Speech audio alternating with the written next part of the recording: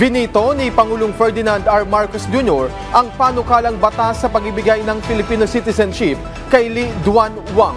Kinumpirma ni Presidential Communications Office Undersecretary at Palace Press Officer Claire Castro na hindi pinirmahan ni Pangulong Marcos ang legislative naturalization nito.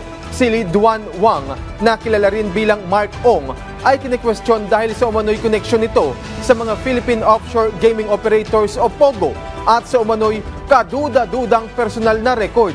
Ayon kay Senate Deputy Minority Leader Risa Ontiveros, hindi diniklara ni Wang sa kanyang aplikasyon na isa siyang operator ng Nine Dynasty Junket Group na may ugnayan umano sa Rivendell, isang POGO hub sa Pasay na nasasangkot sa mga iligal na aktibidad.